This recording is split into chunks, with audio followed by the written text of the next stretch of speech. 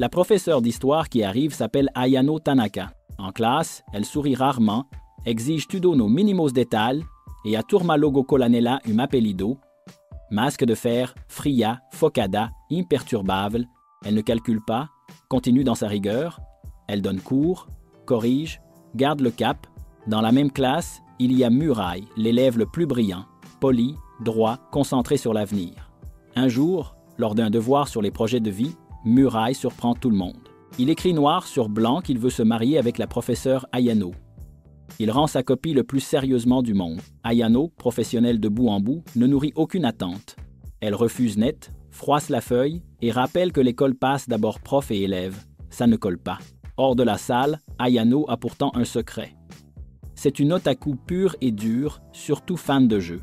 Son obsession, Love Ro Ninja et le personnage Itotoz. Elle joue, elle collectionne, elle range sa vitrine à la perfection. Pendant ce temps, Murai débriefe le râteau avec ses potes Hirai et Kiriyama et capte un détail clé. Ayano n'aime pas les garçons aux cheveux noirs et longs. Banco. Le gars connecte les points, passe en mode mission et change de look. Le lendemain, Murai débarque blond, les cheveux courts. Toute la classe capte le choc, mais l'impact, c'est surtout sur Ayano. Ce nouveau style rappelle à mort Itotoz, son perso préféré. En plein cours, Ayano tente de se concentrer, mais avoir le sosie d'Itotoz au premier rang n'aide pas. Murai voit qu'elle est tendue et propose de filer un coup de main pour des tâches en plus. Ayano, nerveuse, raccourcit le cours, qui n'a jamais perdu le fil à cause d'un crush. Après ça, elle essaie d'éviter l'élève. Sauf que plus elle esquive, plus Murai se montre gentil, serviable, présent. La routine millimétrée d'Ayano devient étouffante. Elle file au bain public le soir pour débrancher. Par coïncidence, Murai fréquente aussi l'endroit et remarque qu'elle n'est pas comme d'habitude. Il s'approche avec tact pour comprendre. Ayano se dit que si elle ne croise pas son regard, elle restera calme. Elle discute donc en regardant de côté, toujours neutre. Elle confie n'avoir jamais eu de relation. Murai tombe des nues et devient encore plus curieux, surtout en voyant qu'elle évite ses yeux sans expliquer pourquoi. Le lendemain, il vient la voir posément. Il lui dit qu'il l'admire pas seulement comme prof, mais comme personne, et qu'elle est un exemple au lycée. Ayano, à distance pro, confirme que Murai est l'élève le plus brillant de la classe et qu'elle respecte profondément ses efforts. Justement pour ça, elle ne veut pas qu'il sacrifie son futur pour une passion d'ado. Elle lui demande de ne pas faire de promesses. Les gens changent, la vie tourne. Murai reste convaincu. Il croit qu'avec le temps, son cœur à elle peut s'ouvrir. Ce n'est pas un caprice, c'est réfléchi. Le nouveau look attire aussi Yuka et Hitomi, qui, comme Ayano, voient bien la ressemblance avec Itotoz. Elles savent que la prof idolâtre le perso. Murai demande à emprunter Love Ro Ninja pour plonger dans l'univers d'Ayano. Les filles acceptent, à une condition, il devra se cosplay en Itotoz au festival du lycée. Leur plan est simple, vendre des goodies du jeu pendant l'événement et booster les ventes avec Itotoz en live. Ce n'est pas le rêve de Murai, mais pour Ayano, il fonce. Le jour J, Ayano vient elle-même incognito, perruque sur la tête, pour acheter des articles Itotoz sans se faire griller. En voyant Murai déguisée en Itotoz, elle panique et interprète tout de travers. Elle croit que l'élève a découvert son secret et se moque d'elle. Vexée, elle lui colle une claque et s'en va. Murai la rattrape dehors. Il explique qu'il a accepté le cosplay pour elle, pour être remarqué par celle qu'il aime. Ayano se calme devant sa sincérité, mais pose deux barrières. Un prof et élève interdit. Ce qui fait battre son cœur, c'est Itotoz, pas le vrai Murai. Traduction. Il y a bien un frisson, mais attaché à l'avatar, pas au garçon en chair et en os. Le lendemain, la routine reprend. Ayano redevient froide, mais correcte et ne fuit plus Murai. En fin de journée, Fukunaga, l'ami d'enfance de Murai, réapparaît. Il ne s'était pas vu depuis longtemps. Elle hallucine devant sa transformation. Elle se rappelle l'ancien Murai, cheveux noirs et longs, toujours protecteur et adorable. Son caractère n'a pas changé. Et forcément, Fukunaga se rééprend de lui. Murai apprend qu'il y aura un événement d'été en ville et l'invite en ami. Il en parle aussi à Ayano. Sur place, les potes de Murai trouvent Fukunaga très belle et ne comprennent pas comment il peut préférer une prof rigide. Les profs dont Ayano passent aussi au festival, et là ça se complique. Ayano voit Murai main dans la main avec Fukunaga. Sans bien digérer la scène, elle s'éloigne. Murai la sue, il trébuche et tombe. Il clarifie. Fukunaga est juste une amie, il n'est avec personne. Ayano se détend, mais nouveau souci. Un autre prof est dans le coin, il pourrait les reconnaître dans cette position, et ça mettrait Ayano en danger. Murai capte le risque, mais Ayano à l'abri et file régler un détail. En l'attendant, Ayano se rappelle 4 ans plus tôt. À la fac Paumé, elle a découvert Itotose et a été happée par son regard. Un regard qui lui rappelait quelqu'un de très spécial. Murai revient avec un masque pour Ayano, histoire que personne ne la reconnaisse. Ils passent la soirée à regarder les feux, à parler, à remettre de l'ordre dans leurs idées. Sur le chemin du retour, Ayano s'excuse d'avoir été si dur si souvent. Murai fait le show, peut être que je pardonnerai dans 3 secondes, et dans l'ambiance, il la prend dans ses bras, un câlin plus reconnaissant que tout le reste. Sauf qu'un homme surgit et enlace Ayano par derrière. Elle se dégage, il insiste. Murai revient pour s'interposer et découvre que c'est Mo, le grand frère d'Ayano, policier et adepte d'arts martiaux. Murai se présente, Mo le provoque gentiment et propose un duel amical, un test de courage. Murai accepte et se fait balayer.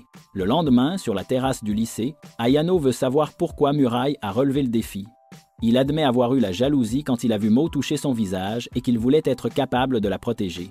Ayano s'agace de la métaphore du petit pain, comme si son visage était un truc qu'on se dispute, et lui dit qu'il a dépassé les bornes. À partir de là, Murai s'entraîne pour de vrai.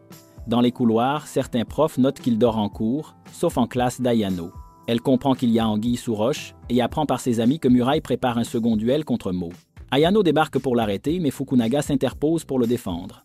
Elle balance que Ayano aime qu'on la poursuive et a peur de choisir, puis ouvre son cœur, disant que Fukunaga a un sentiment pour Murai. Ayano n'avale pas les reproches et rappelle que tout le monde a ses faiblesses. Elle propose quand même un engagement clair. Si Murai bat Mo, elle autorise un geste tendre et inoffensif. Il pourra poser sa joue contre la sienne, tout doucement. Le fameux prix symbolique de Dorama. Ça compte pour le courage. Quand Ayano s'en va, Fukunaga parle à Murai. Elle avoue l'avoir toujours vu comme un prince, mais comprend que le cœur de Murai n'a qu'un nom, Ayano. Ça fait mal, mais on ne force pas un sentiment. Plus tard, Hirai tombe sur Fukunaga en pleurs sur un banc et tente de la consoler simplement. En sentant sa main sur sa tête, elle repense au passé avec Murai et réalise que Hirai a la même bonté.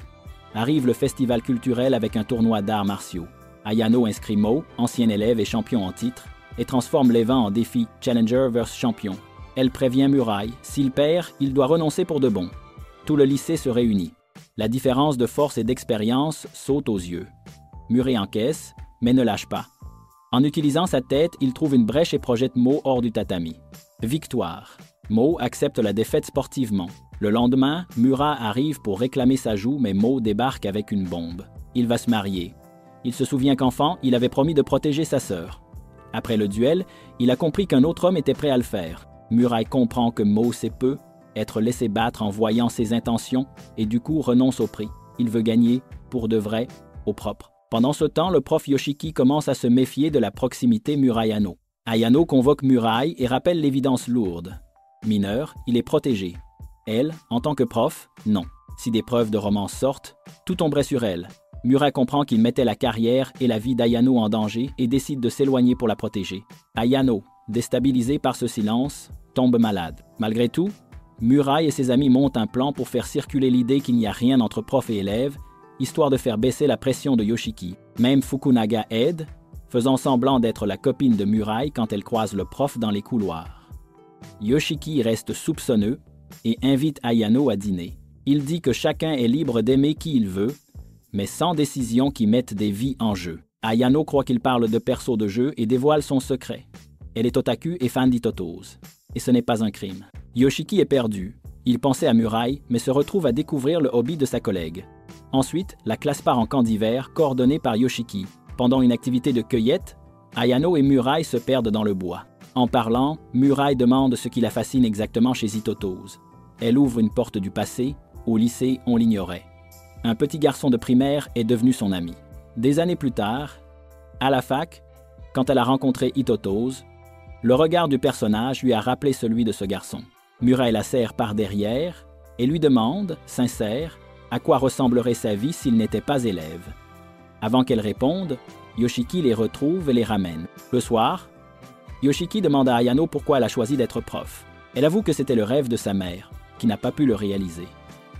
Après sa disparition, Ayano a décidé de porter ce rêve, même si ce n'était pas exactement le sien. Yoshiki s'excuse pour la pression récente et lui ébouriffe doucement les cheveux, geste de soutien. Plus tard, Murai retrouve Ayano.